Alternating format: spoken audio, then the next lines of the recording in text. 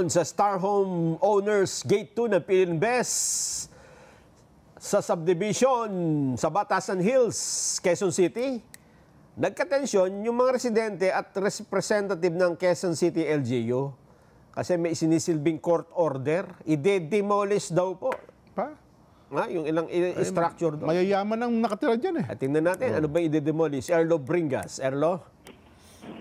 Kuya Nelson, Kuya Jen, nagkaroon ng maikling tensyon sa pagitan ng ilang residents at mga opisyal mula sa Office of the Sheriff ng Quezon City, maging opisyal ng Star Homes Owners Association matapos isilbi ang court order para ibakabakante na nila yung kanilang mga bahay sa harapan mismo ng Gate 2 ng Philinvest sa Batasan Hills sa Quezon City.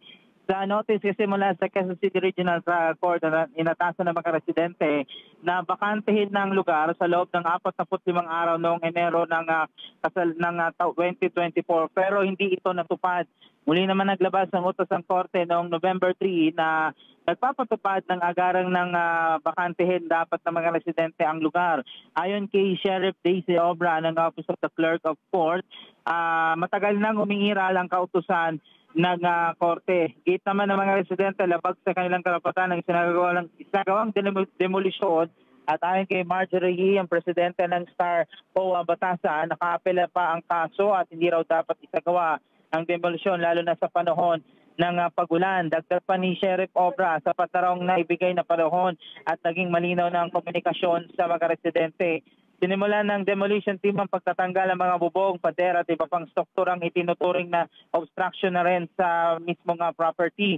Naglagay din ng mga tauhan ng Quezon City Police District para maiwasan ng anumang kaguluhan at humigit kumulang aabot sa 25 bahay ang maapektuhan ng pagdedemolish.